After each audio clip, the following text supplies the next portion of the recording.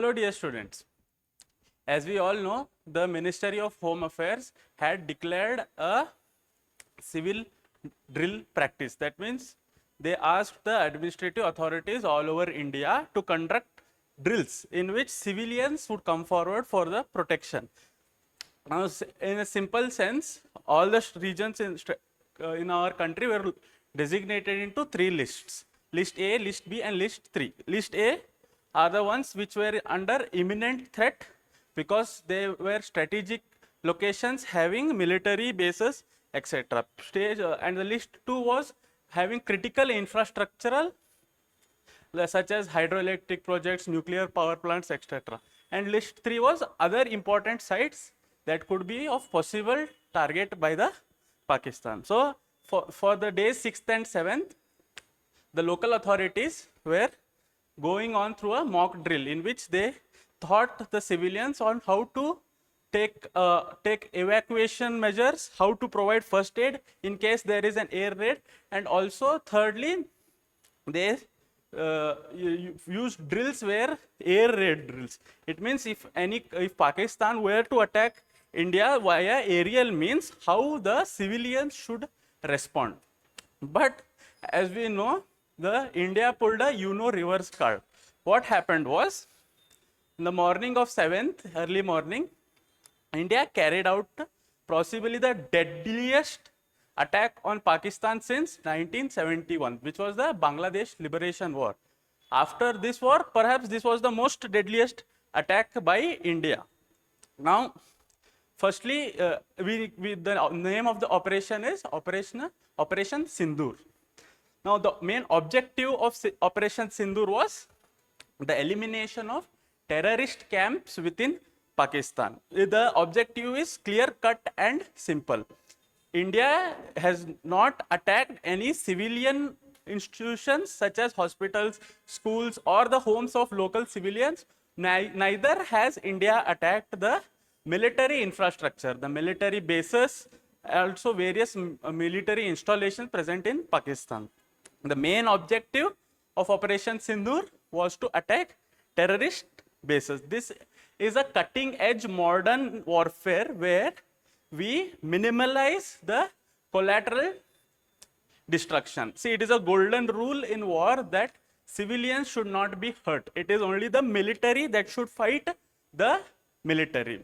And in this case, it is a simple all-out war on the terrorist camps. We all know Pakistan is a hub of terrorism. In the sense, it provides shelter to various terrorist organizations like Lashkar-e-Toiba, Jaish-e-Mohammed, Hizabul Mujahideen, and so on and so forth. Various terrorist organizations that have caused a lot of problem to the Indian security in the past few years are being harbored and nurtured within the borders of Pakistan.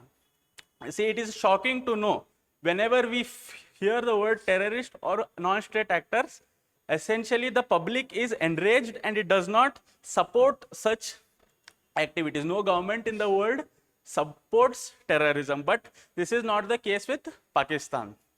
Pakistan has created a healthy atmosphere for radicalization and recruitment of terrorists within Pakistan by letting them establish certain bases within the country. Now, let's talk about Operation Sindoor. Operation Sindoor was an aerial attack, in the sense, unlike Balakot, where our Indian fighter jets crossed into the territory of Pakistan, the Operation Sindoor employed a much more tactical way of sending in loitering munition. Now, what are loitering munitions? It means there are drones which are attached with the payload. Payload is the missile essentially. These drones will make their way into the Pakistani territory and they will attack the designated targets. Now, how were these targets picked? It is essentially due to the local, the field level intelligence and also the aerial surveillance. Both together, the field intelligence and the aerial intelligence together were used to compile a list of eminent terrorist organization institution within the border of Pakistan. Now, for example, there is a area here, Bilawalpur. Bilawalpur is, say, you can call it as the house of Jaish-e-Mohammed. You have a terrorist called Azhar, who is the mastermind behind the 2001 parliamentary attack and also the Pulwama attack. See, this Bahawalpur, when we see it from the aerial imagery, you can find that it has state-of-the-art technologies. It means it has solar power plant. That means it is self-sufficient. It has swimming pools. It has various other terror training infrastructure. Now, Pakistan is a country that is battling with severe poverty and food hunger. The Pakistani government does not have enough to feed its people. But when you see these locations, such as Kotli, Mudikere, and Bahawalpur, you see that a lot of financial aid has been given to this region to establish a stronghold for terrorists. Bahawalpur is the main, is probably the headquarters of Jaish-e-Mohammed, where they recruit various people and also train them.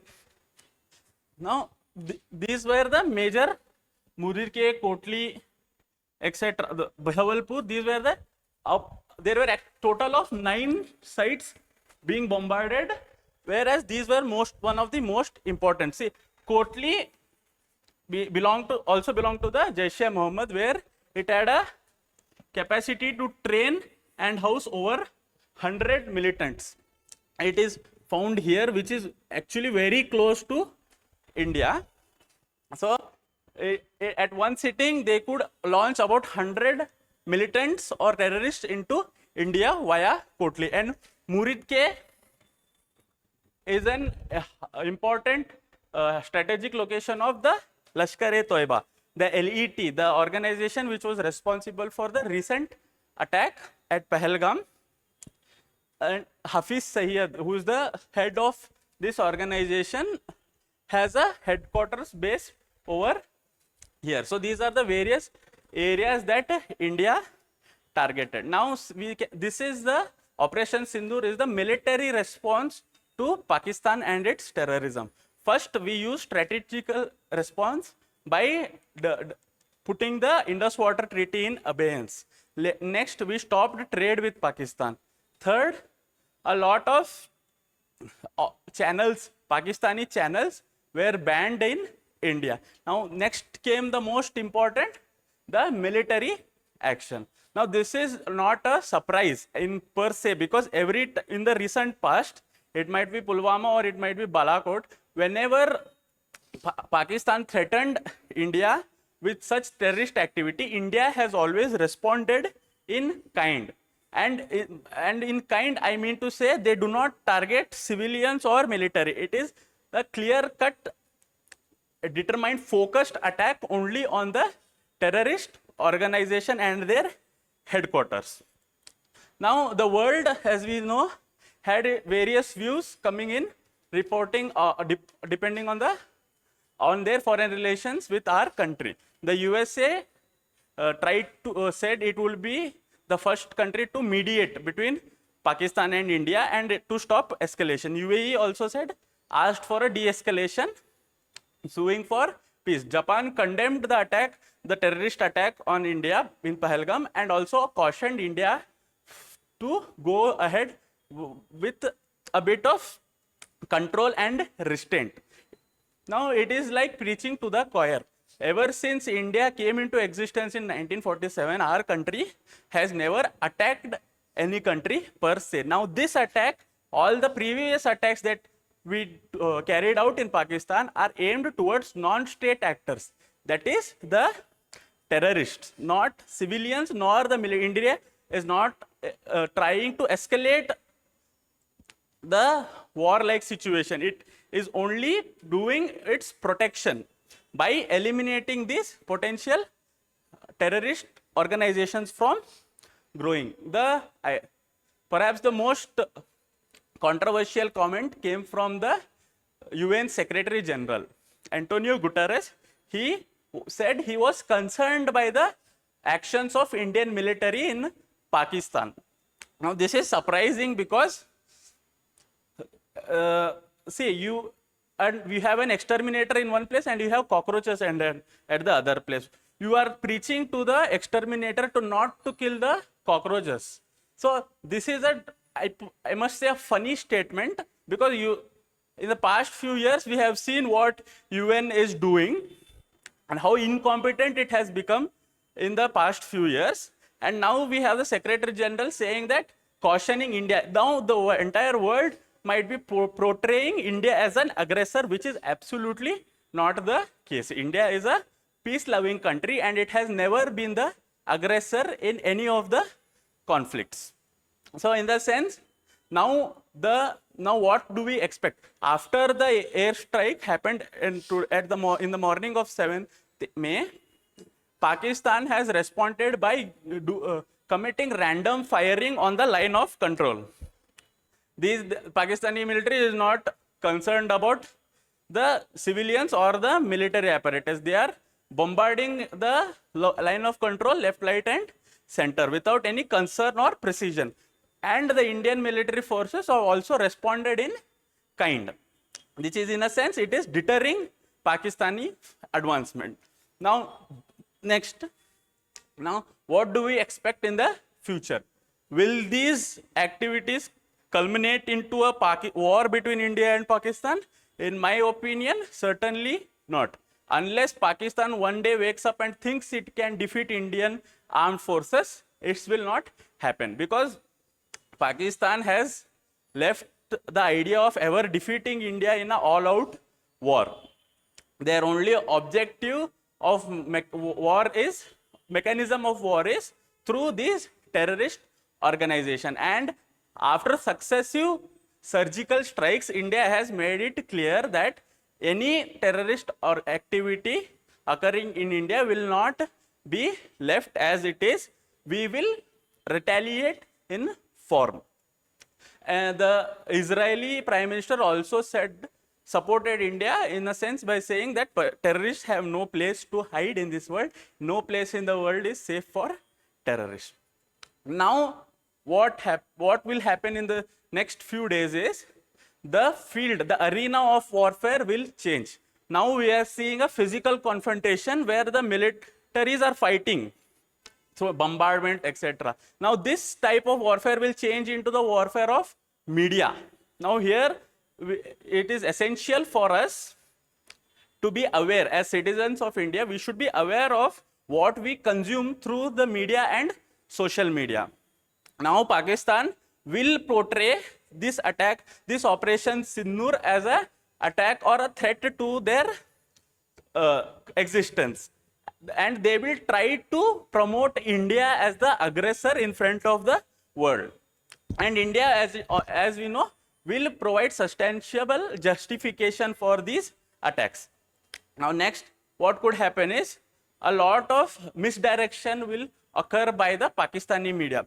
This morning, a lot of officials from the media of Pakistan posted photos of MiG aircrafts, Indian fighting aircraft that had been downed on the battlefield. Now these are all fake images, because India did not use Air Force. The Air Force did not enter into the territory of Pakistan. As I told you, we used loitering munitions, where drones were sent in to bombard these strategic locations. So, and most people in Pakistan will use social media to convey their hate via the social media platforms. Many Pakistanis will create accounts to show like as if they are Indians. They will put the Indian flag and they will build a profile that looks pro-Indian, and they will misguide this to influence the